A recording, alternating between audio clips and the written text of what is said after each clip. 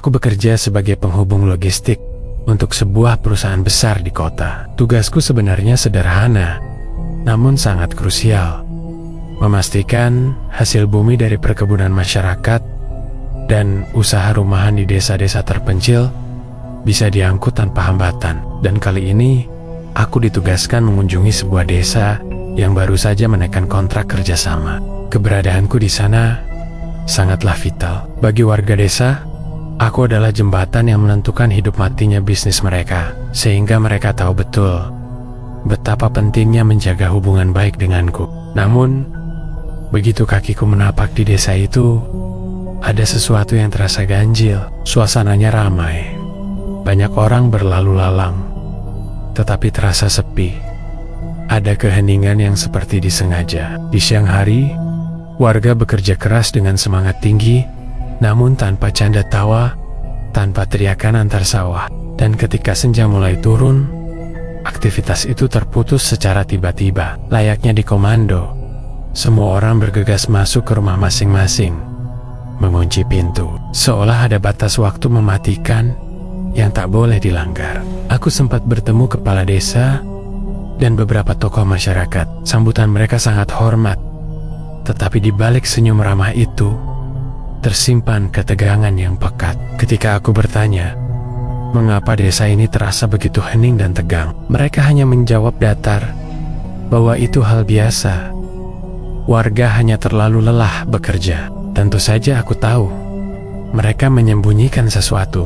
Gelagat mereka terlalu kaku. Namun, sebagai orang luar yang dihormati, aku tidak bisa mendesak. Aku yakin ada masalah internal yang tabu untuk diceritakan kepada orang kota sepertiku. Dalam pertemuan itu, mereka memintaku menginap di rumah seorang warga yang letaknya justru di ujung desa. Sempat terlintas rasa heran di benakku.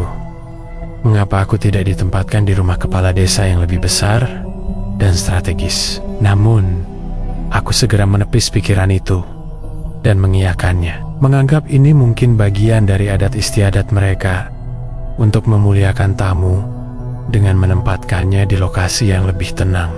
Malam pun tiba. Aku sudah berada di rumah warga tersebut.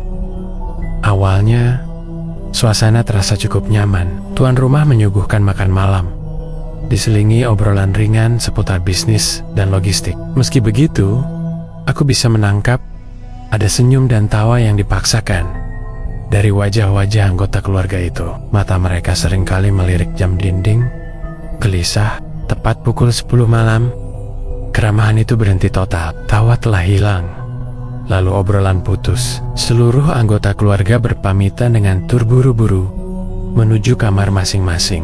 Aku ditempatkan di kamar paling depan. Dalam sekejap, rumah itu mati suri. Hanya suara jangkrik yang mengerik keras dan desau angin yang menggesek pepohonan di luar yang mengisi telinga. Suara khas kesunyian pedesaan yang malam itu terdengar lebih tajam. Aku belum mengantuk. Aku duduk di kursi kayu di dalam kamar, mencoba membaca buku untuk membunuh waktu. Namun, konsentrasiku buyar. Ada keheningan yang tidak wajar, seolah-olah rumah ini sedang menahan napas, menunggu kedatangan sesuatu. Mataku terus melirik ke jendela yang gelap, dan hatiku tanpa sadar waspada mengawasi pintu depan. Rasa was-was itu tumbuh begitu kuat, hingga aku tidak sanggup memejamkan mata. Sekitar pukul 12 malam, karena merasa sesak di kamar, aku memutuskan keluar dan berbaring di sofa ruang tengah. Udara di ruang tengah terasa jauh lebih dingin, dingin yang menusuk tulang. Padahal angin di luar sudah berhenti bertiup.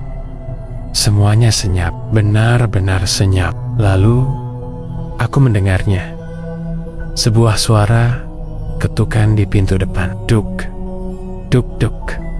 3 kali ketukan. Ketukan itu sangat pelan dan berat. Tidak seperti ketukan buku jari manusia pada kayu, melainkan seperti benda padat yang dibenturkan dengan tempo lambat. Anehnya, meski pelan, suaranya berdengung, merambat jelas ke seluruh penjuru rumah yang sunyi itu. Siapa yang bertamu tengah malam begini dengan cara mengetuk seperti itu? Belum sempat aku berpikir jernih, pintu kamar utama terbuka, Sang ayah pemilik rumah keluar dengan wajah pucat pasi. Ia terkejut setengah mati melihatku berada di ruang tengah. Matanya membelalak penuh peringatan. Ia mendekatiku dengan langkah cepat namun senyap.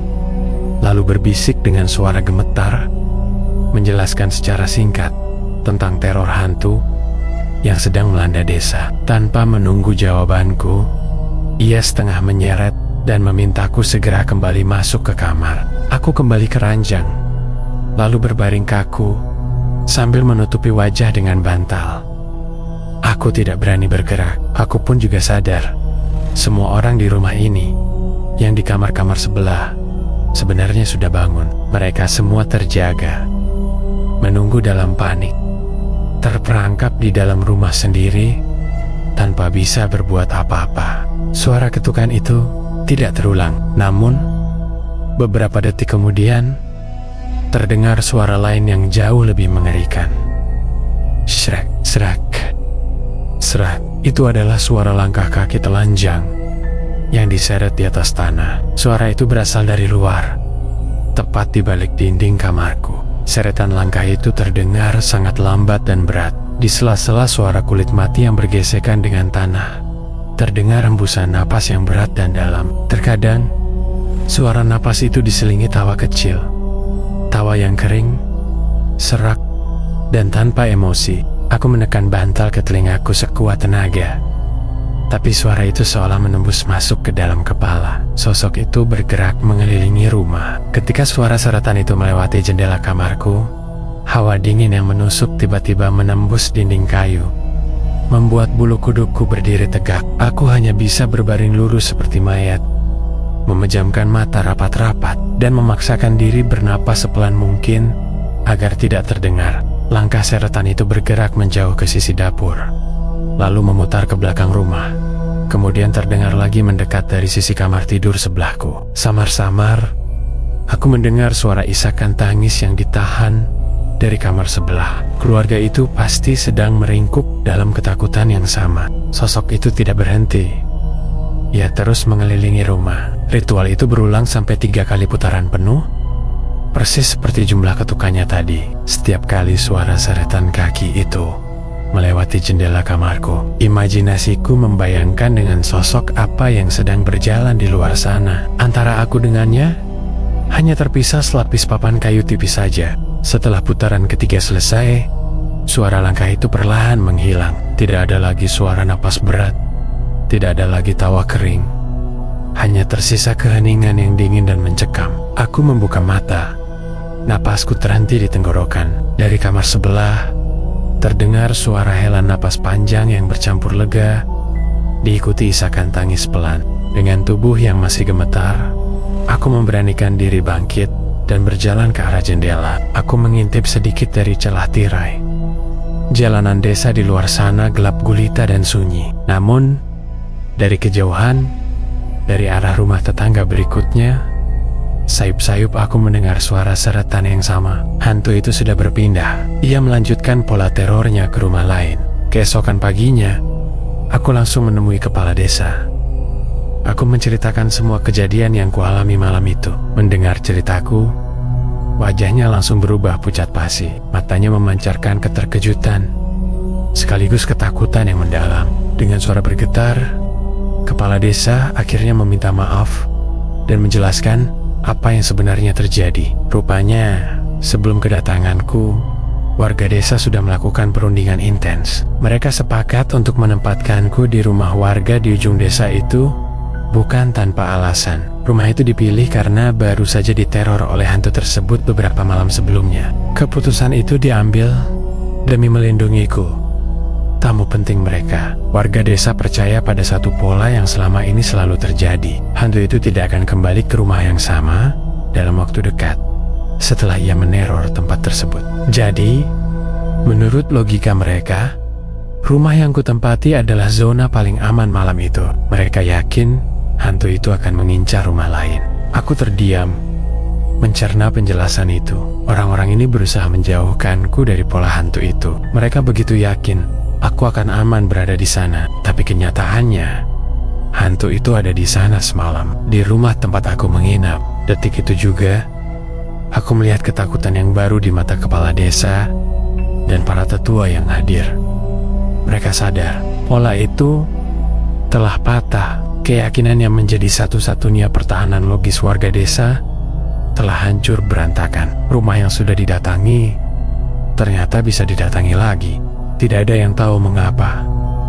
Tidak ada penjelasan. Ruangan itu tenggelam dalam keheningan panjang, dan aku sebagai orang luar yang tidak tahu apa-apa kini menjadi satu-satunya saksi hidup bahwa aturan teror di desa ini telah berubah menjadi ketidakpastian total.